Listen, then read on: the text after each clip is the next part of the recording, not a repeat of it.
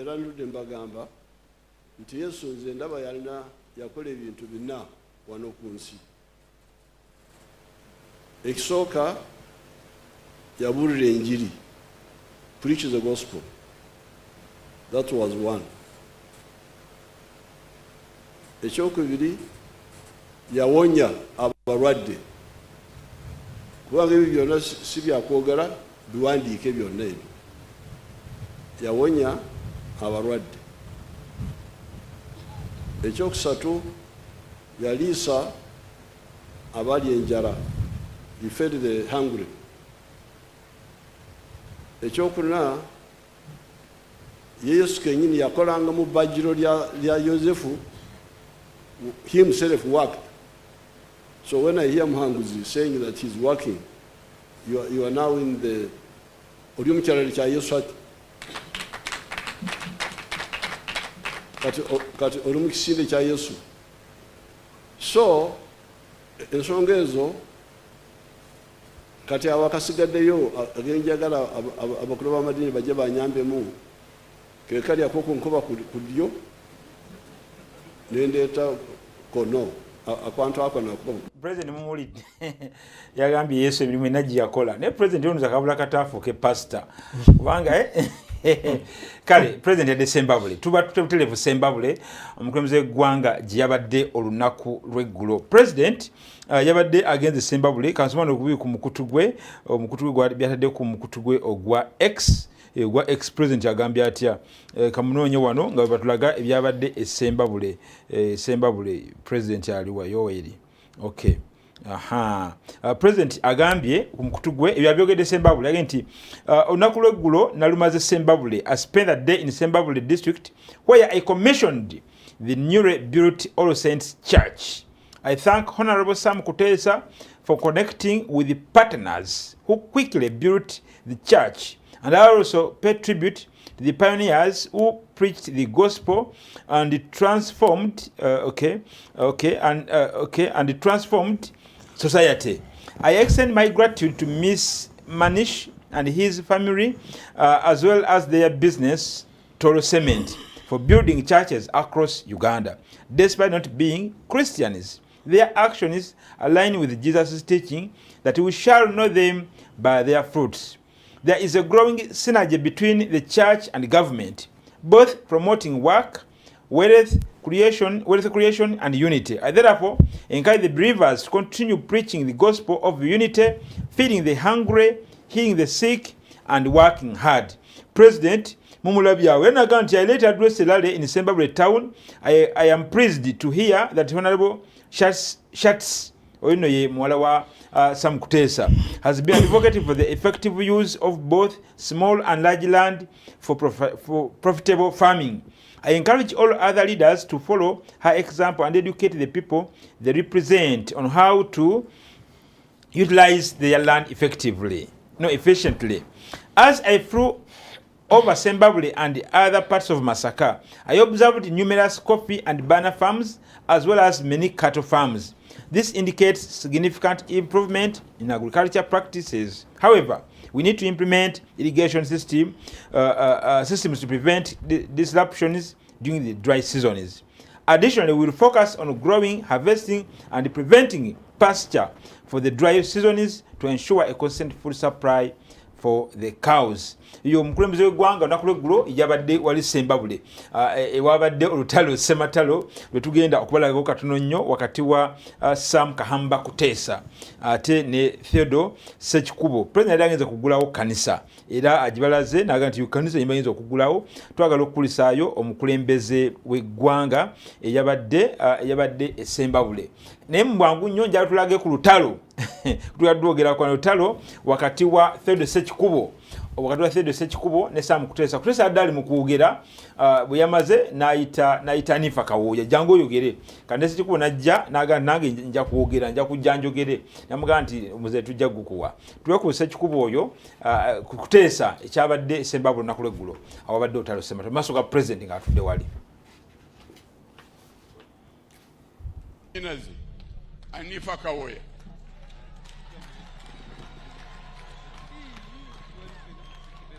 Anifa Kawoya ono twazirunda dda era kimanyi bonga abantu kwiho obutayizikaho na nifa kuri Sinta abange. The floor is yours. Thank you.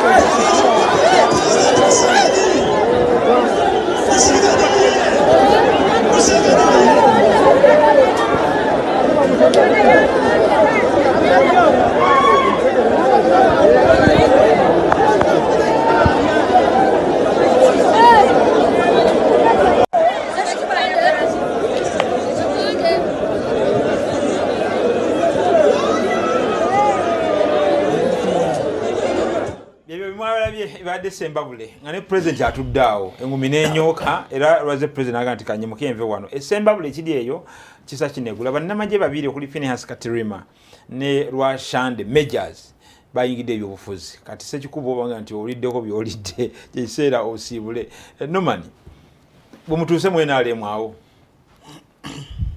soka webuuze sekikubo amaze emyaka emeka sembabule ekitegeeza ki yandibadde ng'ebbanga lyamaze mu bukulembeze amanyi omukulembeze yeeyisa atya kubanga akazindaalo kafunye ku Sembabule sisuubira ng'ako kabadde ayagala ejjoke kabadde kajja okumuwanguza akalulu kyensuubira nti ebbanga lyayogedde mu Sembabule lisobola kumumala ne obanga tebamuwadde kazindaalo okubanga ategeerekeka mu Sembabule yonna nedala mutuufu emyaka sekikubo gyamaze gisinga Teresa tekimukosa kwega nti yandibadde atuuka okulaba ng'ekitiibwa kye kigwanidde okulwanira akazindaalo nga bino bye tulaba abayimbi bwe baba bagenda okuyimba oli n'atafuna mukisa gwa kuyimbako ebizindaalo babikuba ne babimenya ne bakola ebitakoleka so ndowooza yayagadde okufuula kyaki ghetto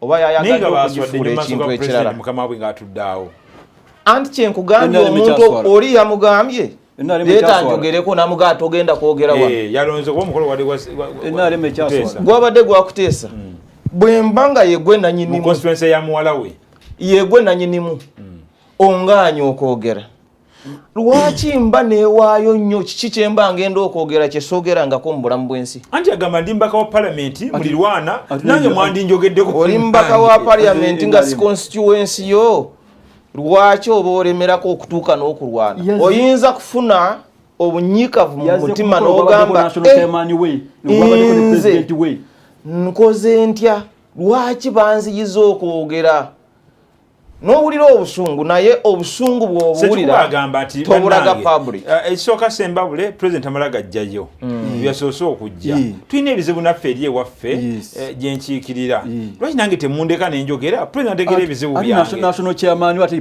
president we atwale omulundi omulala waaba afunye omukisa atwale obuvunaanyizibwa agende yeetonde eri president kubanga oyo yabadde president w'eggwanga ng'akyadde mu kitundu ekyo kye yalaze sekikuba yasiwusa empisa yes kye yalaze mu maaso ga president olowooza bw'atuuka ku muntu wa bulijjo gwakulembera amukola ki katugambe nti kati alina kyamunyazeeko omuntu wa bulijjo ekyo kyalaze mu maaso ga president omuntu wa bulijjo olowooza amukola ki tweyanza simanyi meyo nakyo yinza okukyogerako ekyo talwabaddeyo dakika bbiri kinennyamiza nnyo kubanga gavumenti emaze emyaka 40 abantu bakyalwana bwe batyo maaso ga ssentebe maaso ga ssentebe kinenyamiza nnyo Nabo bana bakubagana ebikonde ngula kinenyamiza nnyo Sembabule district baddemu amakulembeze ab'amaanyi ku bifo eby'enjawulo naye yesinga okuba embi terimu na kolansi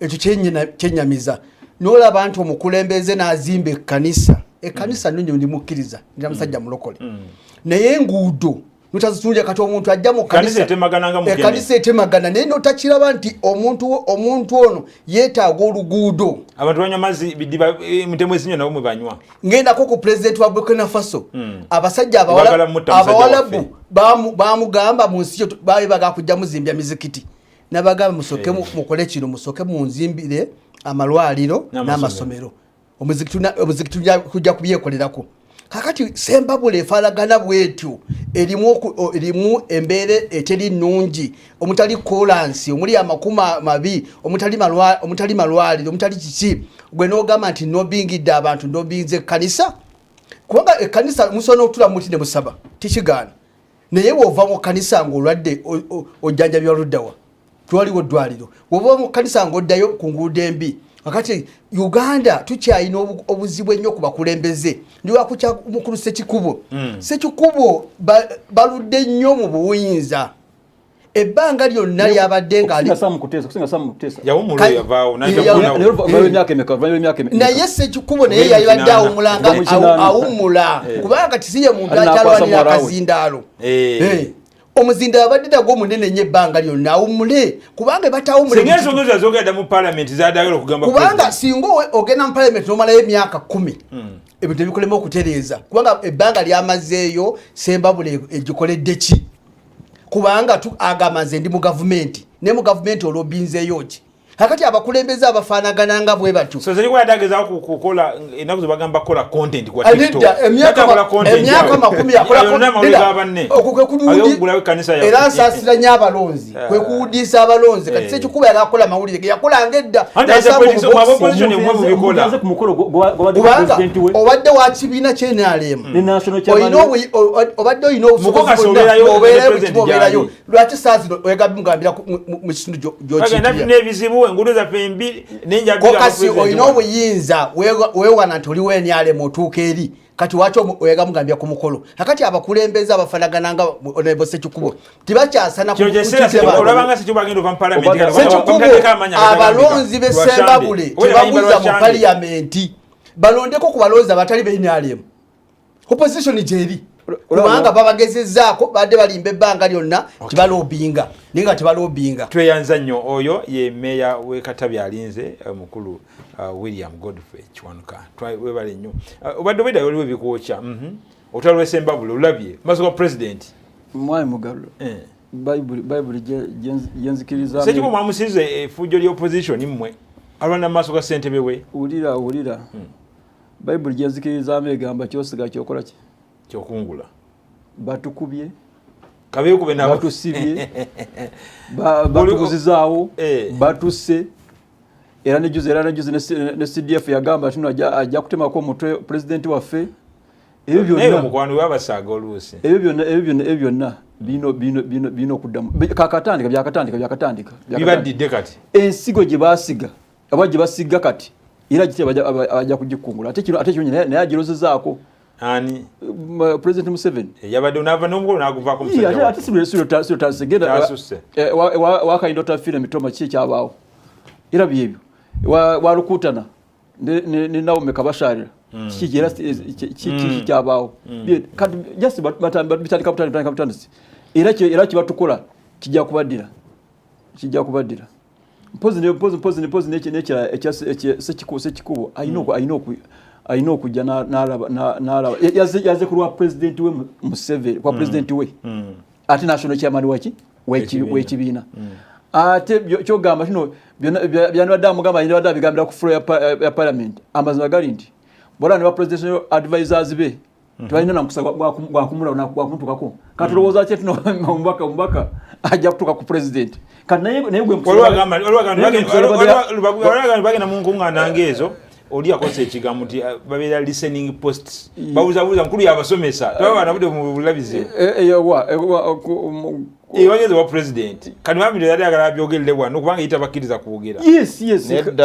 Nedda. Abadegala ko bali bakora program y'okuyita president kitegeeza nti yali tali informed era teyagijoininga teyakora program nabo kata arabye nga program zero vanyuma n'abuukira wano abantu boogera nga gwe tosirika wayogedde bulimba bo ne kusirikira ne kadeka ekale maliza tugende mu Kabaka kakati ne presidential advisors tewina mukisa gwa kumulaba okumwa advising actually ndoze yaba advising no kuba advising just yaba wemirimu kakati sekikubu abadde mutufu ekyo tiyaze wakutesa yaze kulwa chairman we kwa national chairman we ate kulwa president we so kakati abadde ino kola kikoze mu kisogo okola ki okogera jali so sila wensobye naye okuba okweyagaliza kwa NRM n'obwana chema na buli kimu kyonna aba political hyenas so yeso kwa cheso zikiza ekintu kitandise okukula mu NRM okiba n'ekyali erwengo omukulu kitata ne balaga amaaso ga minisita kigenda kikula bukuzi era tusubira tikyeyongera mu maaso kubanga bakyalina kibagamba abantu so nga taata kiyamani we NRM amanyi gamuwedde amanyi gamuwedde kasaba nabo oba taata mu maka nolaba nga wana ntizo okulwanira mu maaso g'omanya nti ebyobusika bakubagana yabikana wali olina kuvawo mangu nnyo omusajja agenda kutuula nze tolina kifo ky'omufunira mu NUP essaawa yonna tukwata buyinza era omusajja agenda kutuula mulabe era jagenda ekifaananyi kya minisita Sam Mayanja awo jamutufunako kifunayo kifuno kiteekeko abantu bakirabe minisita Sam Mayanja kansome ebigambo bino wangende omwami wa Kabaka. The State Minister for Lands, Dr. Sam Mayanja, has broken down after years of confronting the Kabaka, Ronald Mwenda Mutebi II, and Buganda Kingdom officials over land management. Mayanja noted, while addressing residents at Gokonjeru Town Council in the Wike District,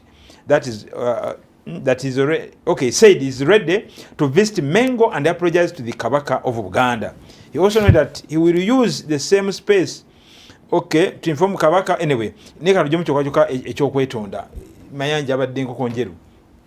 Naganti agenda Mengo yetondere Kabaka. Abatulaba ku Dream TV ne BTV, Minister Sam Mayanja azenga ayogera ebigambo ebikawangu omususa eri obwakabaka bwa Buganda. Ne Kabaka yennyini n'agamba Buganda Land Board teriiwo. N'ajerega abantu abalaga allegiance eri Kabaka waabwe. Naye Buganda nemuga nti gujja tulaba.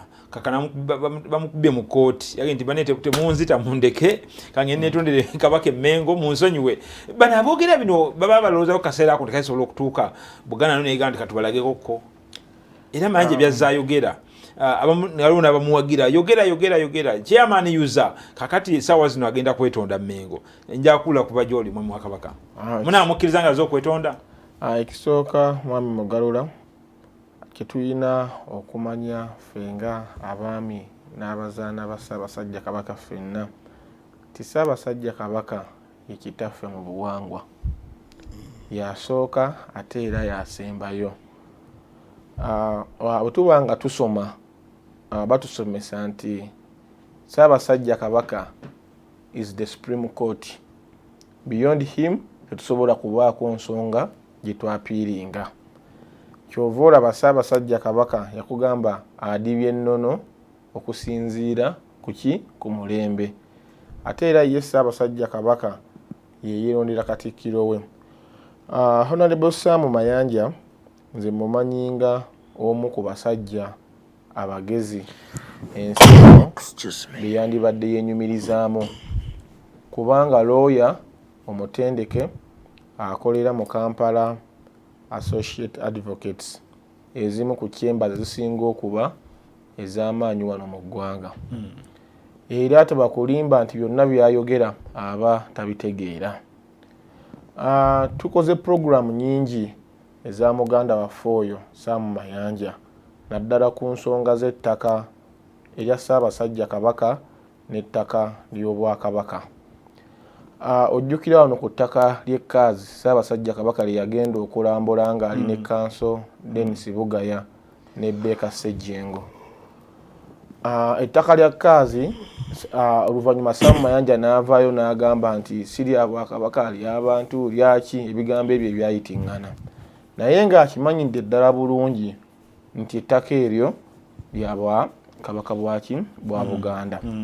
Ennaku z'omwezi nga 17 omwezi guno ogwokuna, Honorable Sam Mayanja nga ali enkoko njeru mu Buyikwe nga bw'okyogedde. Emotionally yagezaako okulaga nti ayagala kusisinkana Ssaabasajja Kabaka wa Buganda asobole okumwetondera. Naye bino bisatu mwami Mugalu tulina okubimanya nti ddala Sam Mayanja ayagala kwetonda oba pretendinga. And na lwaki agezezzaako okuleeta ekyo? 1. Ye kennyini n'emmeeme ye akimanyi nti yakola ensobi kubanga ebintu byonna bye yayogera byali bifu. Omuzungu kyayita null and void. Kati akitegedde nti bye yayogera byali bifu. Ate era lwaki ayagala okugenda okwetondera Ssaabasajja Kabaka? Kubanga legal team y'Obwakabaka ekulembebwamu Oweekitiibwa Christopher Bwanika bateekawo kye bayita intention to sue Sam Mayanja nga bateekawo ekiraga nti baagala kumuwaabira olw'okwogera kalebule n'okuwalampa Obwakabaka bwa Buganda entakira. Bw'amala okukimanya nti ate nga bamuwaabiranga muki nga muntu, n'agezaako ndowooza okwagala okulaga nti ayagala kukola ki? Kwetonda. Naye bino bikulu bw'otunuulira ebigambo bye yayogera na lwaki na biki ebirina okuba mu kwetonda kwe, ye kennyini yesetingira conditions. Ekisooka n'agamba nti ayagala kusisinkana Ssaabasajja Kabaka yennyini, which is wrong. Ekyokubiri n'ateekawo condition endala nti administration y'Obwakabaka erina okukyusaamu, balina okukyusibwakyusibwa. Ekyokusatu n'ateekawo condition endala nti Buganda Land Board ba officials baayo, abakozi ba Buganda Land Board nabo balina okukola ki? Babakyuse. Kati tolina moral authority Honorable Sam Mayanja esettinga conditions ezo bw'obanga ddala omutima gwo oyagala kukola ki? Kwetonda. Because Ssaabasajja Kabaka ye maaso moogi, akulira administration y'Obwakabaka yonna y'Oweekitiibwa Katikkiro waffe Charles Peter Mayiga. Ssaabasajja Kabaka gwe yakola ki? Gwe yeerondera. Bw'otunira Buganda Land Board, Ssaabasajja Kabaka asiima. Walaba Oweekitiibwa Kiwalabe Male nga yagikulembera ebbanga ddene. Bene n'asiima n'amugjayo n'amutwala mu kitongole ekirala ekyobulambuzi n'embiri naki. Era bene n'asiima n'agamba nti koyo kaakole ki? Kaawummule. Ffe mu Buganda tetuwanda Ssaabasajja Kabaka bigambo mu kamwa, tetumulagira. Ebimu ku bitonde bye ku bitendo bye ebimuyisa maaso moogi kwe kubanga alengerera wala, talagirwa. So kaakati bw'obanga oyagala kusisinkana Ssaabasajja Kabaka wa Buganda, togenda mu mawulire, oyina kuyita mu administration ye, head of administration ekulibwa Oweekitiibwa Charles Peter Mayiga. Munnamawulire omu yali Adamu Kungu wembasa erabidde, yabuuza Katikkiro nti Ssaabasajja Kabaka mukwano gwo, statement yo wamami nga wagiwulirako. Katikkiro n'agamba Ssaabasajja Kabaka mukwano gwange, kugamba Ssaabasajja Kabaka ideally mukwano gw'Abaganda bonna. Naye toyinza kugamba nti Ssaabasajja Kabaka mukwano gwange, omukwano ogw'obuntu, ffe tuli baweereza babeene. Kati toyinza kugamba nti oyinza okubuuka ate Katikkiro ate ogenda olaba, because olaba bonna bonna abantu abazze beetonda bajja wa Katikkiro. Twalaba famire ya omukukunavu Tamale Mirundi, Mwami Sali nga zze Embuga okukola ki? Okwetonda. Twalaba Franka Gashumba nga zze okukola ki? N'abantu abalala baki? N'abantu abaana bangi. Tindowooza kyenjagala tukkirize, oba twagala oba tetwagala, tukkirize administration y'Obwakabaka nga bwekola ki? Nga bweri. Ekirala, anaazina takumba. bw'oba onaazina tokumba okeera bukezi ku makya ng'okwata kkubo ng'oteeka osaba appointment ng'ogenda Emmengo ng'okola ki nga weetonda. Naye ne kino tukifunemu ekyokuyiga bassebo ne bannyabo abatulaba ku Dream TV nti obwakabaka bwa Buganda bubaddewo emyaka egitusinga obukulu ate ffe tukuuma nnono. Kizibu omwana azaaliddwa leero oba agenda okuzaalirwa ajja okuzaala enkya ajja abeera omutuufu okusinga obwakabaka bwaffe kubanga ffe bye tukuuma bajjajjaffe baabitabaalira baalwana tusobole okukola ki okubifuna. Ekyokubiri tulina okubikuuma abaana baffe ne bazzukulu baffe basobole okukola ki okubisanga. Kaakati gwe omuntu obuntu olw'okuba olina position egenda okukeera enkya nga togirina bassebo ne bannyabo okeere ku makya ojje omenyewo ennono yaffe emaze emyaka kafukunya. Emanja yagamba nti Kabaka talina ttaka. Yagamba Kabaka talina ttaka naye ng'ate weebuuza weebuuza nti mu ndagaano y'olwenda obwakabaka gye bwafunira ettaka ne mu ndagaano ya 1993 ya institutional rulers President Museveni ye kennyini ne gavumenti nga bakakasa nti obwakabaka bagenda kubuddiza ebyabwe ebyaffe bitegeeza ttaka. Era twakyogerako wano nti mu 2013 ebimu ku byapa okuli embuga z'amasaza okuli institutions z'obwakabaka nawe wennyini ewali ebula byakola ki byakomawo.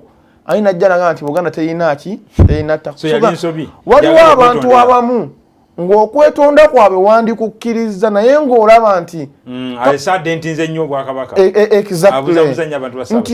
nti okwetonda kwandibaddewo naye damages zotuusiza ku bwakabaka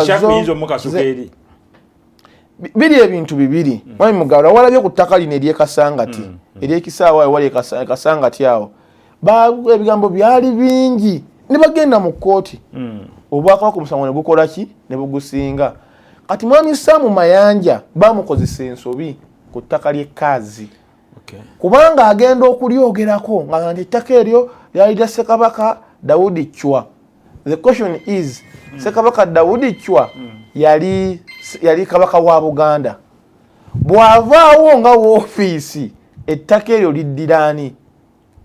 So Mayanja anaasonyibwa bana bazze Emmengo ekyo era baba labadde bamuwaga bayigamu ki? Ekisooka ffe abatudde wano ku pano si ffe abasonyiwa Ssaabasajja Kabaka yakola kati tubuulireko ffe abali wano si ffe abasonyiwa.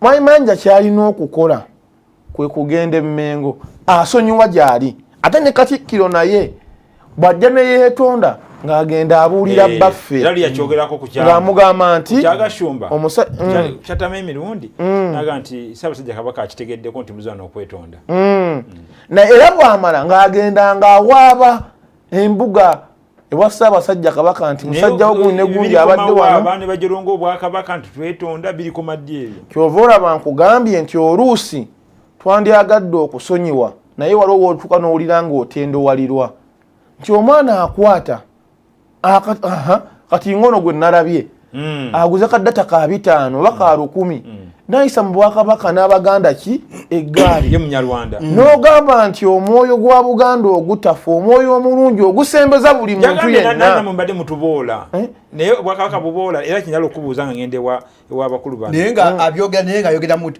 bwakabaka mu Luganda ate na mu bwakabaka bwa Buganda. Ebigambo byabadde ayogera nze kankuye Mwami Mugalula tutambudde Uganda eno buli kanyoomero ne bwogenda Akokoro ne bwogenda mu West Nile Oluganda olusangayo nga luvuga ne bwogenda Kenya ne Tanzania olulimi lwaffe ng'Oluganda lusava mu kubeera olusava ebigambo bye yabadde ayogera teyabyogedde mu lulimi lwe oluzaayiranwa yabadde abyogera babituufu nti yakwatiddwa nalaba nga abamu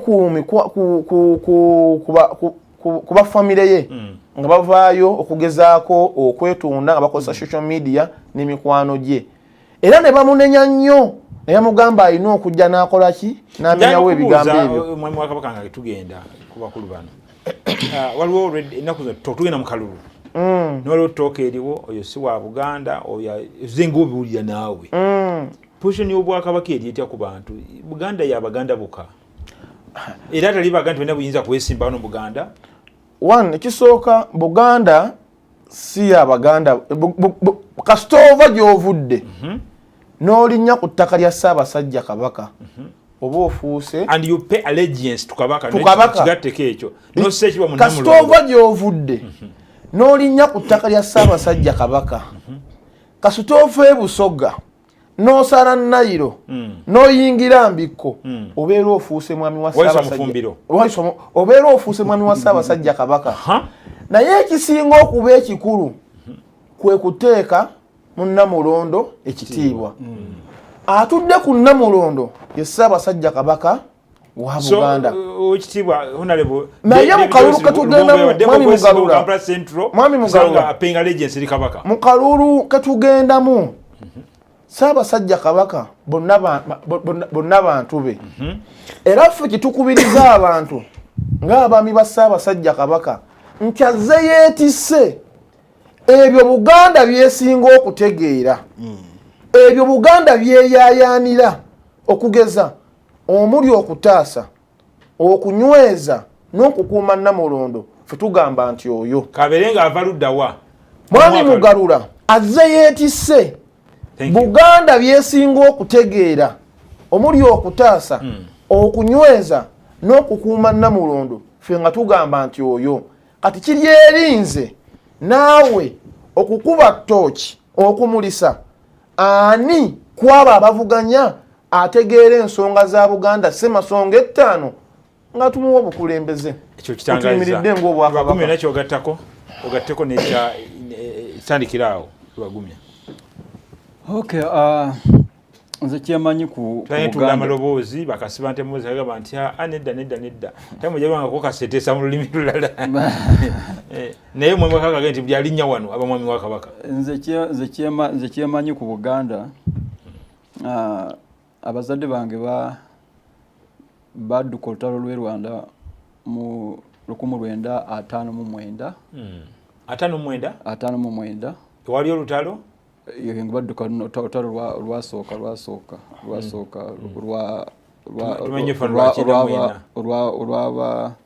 olw'Abafalansa abeegatta ne bagundi bakolaboratinga ne baki n'Abahutu ab'e Rwanda ne bagoba Abatuusi 1959 olwatandikirawo. Abazadde taata wange yali musomesa e Rwanda nga alina n'essomero bali musuuza nadduka najja eno mu Uganda naye olwokuba ye yali asomye nga tasobola ku mirimu gya kipakasi eyo mwakola biki byonna n'asalawo najja eno mu Kampala. Ndowooza mu Kampala yayingira nga mu mwaka gwa nga mu mwaka gw'ensanvu eyo era nze yanzalira awo Mulago ng'akola mu Uganda Commercial Bank by then. So Buganda nemwaniriza bulungi nnyo era nemubeerawo Buganda netubeerawo tebaboolanga Buganda tetuboolanga muvuga ngo yayogera ebigambo bwe biti ebitolonga tetuboola anti kati gundi Nakiimala yabawaga ate musajja wattu andi mwali vula linnya lye munnange tunaliganirawa era ajja kyemalira baba kimukwasa akyemalire kakati nze mwakivunudde bwe mutyo ate tukivunuule kati nze nkudde mu Buganda era ntuse wano nga ndi mu Buganda era yensonga kulwa kintera nnyo okugamba nze ndi Munyarwanda wa Kabaka kubanga Luganda lukuba budinda nkulaba. Yes, kubanga tiwali ggwanga lyali twandiza okusinga Buganda. Lwaki abalala bo tebaniriza ba Buganda bwekyo nekyabantu bano bakyogerako naye bwe mugenda ewalala nga tebatwaniriza ewalala. Yes, anti kati wale president wo yabadde ono mu kuziika bamutuliza akatebe keeru president alula akatebe akeeru nga speaker ali ku red carpet kyeyo ne kyanyiziza abantu yali ekashali Yes. Kyagulanyi president ali katebe keeru, speaker ali kumyufu. Yes. Osibusosoze. Ebyo nenga lwaki walala. Tino okubigumira. Ebyo sigana chemali. Mwami Mugarura. Empisa ya Buganda neya mawanga amalala byawukana. Mulamuzi. Esebo. Tandikirawo sebo. Nze kantandikireko nina obusonga bwengenda kumenya. Naye saaganya olw'ekyo lwakadde nja kwa dakikemu yokko kyogereko ekyo komenti yo onaga nti kisindisewa mutima kazaala bulwa nesimyo bakituufu nene ekyokubyo gye tubula ku Mukyala Fiona ensonga z'ebitakaze ku taatya era gye mbadde ntandikirako sooka kino then dakika bbiri yogere ku Mukyala Fiona tegeeza kutemu ensonga kuba tumulaba ali wano mu Buganda ali kuyamba abantu. Njagala kwogerako ku Buganda engeri gyekwatamu abantu nungi nnyo etalabikangako. Bakutunuzemu kamera bulungi. Ate omwami wa Kabaka akiise bulungi ayogedde bulungi ebigambo. Naye kyensuubira Kabaka ono ayinza kulowooza bulala. Nti Mayanja newe namusonyiwa tagenda kujjawo Buganda. Kubanga ye yakola ng'endowooza ye bwere okujjako newankubadde nti maaso moogi tebamutunulamu oba tebamwogerako. Kati njogera n'omwami wa Kabaka ti omwami oyo bw'aba atuuse okwenenya oba ng'awulidde omutima gwe guzitowereddwa temumuzitowereza ate ng'ajja kwenenya eri Kabaka kubanga teri muntu asobola kwenenya nga talina nsobi. Asooka kusobya n'ategeera nti ebbanga lino lyonna n'abadde musobya kangende nenenye ne wa Katonda bwe batyo bwe bagenda. Katonda ayaniriza nnyo aboonoonyi okusinga abali mu nju. Ekyettaka njagala kusooka kwebaza nnyo enkwata gye bali mu kukwatamu abo abeewaddeyo okubonyaabonya abantu mu kibbataka ng'olwo nsukulumya omukyala Fiona Balungi gwe njogerako ndowooza ffena wano batumumanyi abatamumanyi. Waliwo omukyala ayitibwa Fiona Balungi nga yeewaayo okuyamba bannayuganda kutandikira wano mu Buganda we bakwata ebyapa 10 ne babituuza ku kyapa kimaama ekikulu naye nga tebategedde ebyapa byatuulako bitya. Omukyalo oyo akoledde nnyo abantu ensonga ze azimalira ku ttaka kuli kubanga obujulizi kwe buba tinanyini ttaka waali oba letters of administration zajja nga zitambula bwe ziti eno yavaawa ani yakonsentinga nti gwofune wano ekyapa nagabwanga tewali consent oli musobya kubanga bananyini ttaka bwebanga we bali newankubadde tebaliiwo naye waliwo letters of administrations zogerani oyo yakonsentinga ku ttaka eryo lyoyogerako. So alambuludde abantu era aziza abantu ku mataka gaabwe ate ng'agoberera mateeka kubanga olukiiko lwo luluko balooya bootasobola kubala muwendo. Abalooya abaliko basinga abakuumi abamutambulirako. Omuntu bw'aba ng'alina ensonga y'ettaka ofiisi ziri awo ku Kampala Kingdom asobola kujja n'awaayo ensonga ye ne balaba engeri gye bamu. Challenges ki Mukyala Balungi? Challenges zaasanga mulandize yanti abafere bangi nti ekitulumya nnyo nti abantu abali mulandizi President Museveni oba osobola kulaba pulogulaamu eno oba omubaka wo yenna nga mulambulukufu kubanga tubamanyi bannaffe balimu ebirumira kye tuva twagenda mu PLU. Ebirumira ebyo ebitudde mu Mulandizi Board ebyapa babikola batya ne babituuza ku mataka g'abeene. Mulandizi Board yonna abantu abapasinga ebyapa ebyo bandibadde bagibwa mu bantu ne babaako awantu awalala we bateekebwa ne basibibwa banyonyole lwaki baleeta akatyabaga mu nsi. kubanga abantu balina obwenyamivu bungi balina reporting yo najwa president bakati ye already president amtekawo reports azikoze kyova olaba ku ttaka ly'ekiboga ye yamutwala waliwo ensonga eyatuuseewo waliwo tuli ku nsonga z'ettaka katulabe abantu b'ettaka engeri gye babonabonamu waliwo omwami Alex Katungi yabadde mu police just a police constable nga bamukwasa ebya nema nga yali mu nema ne bagaba bakozesa erinnya lya president mu presidential directive era Fiona Barungi ensonga yagitwala agituuza ku meeza era omusajja bamulagirewo ne bamukwata ali munda essaawa zino buli nsonga Fiona Barungi gyatwala ku meeza ya president agitunulamu ng'ey'amakulu kubanga mukazi takolera sente nti bwe ziba teziriiwo sijja kgenda kasita oba nera okasinga gw'osobola kuteekamu sente z'amafuta ajja kubanga talina bajeti ya gavumenti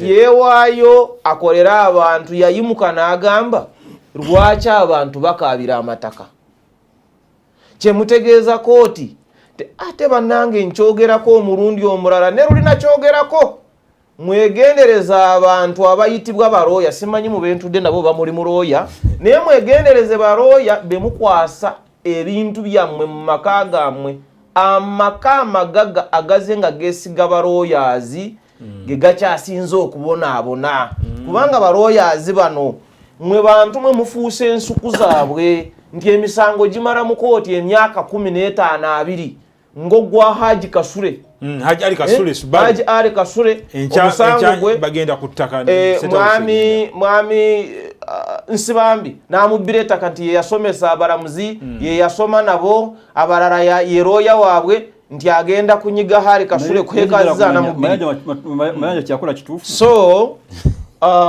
mayanja kyakola kituufu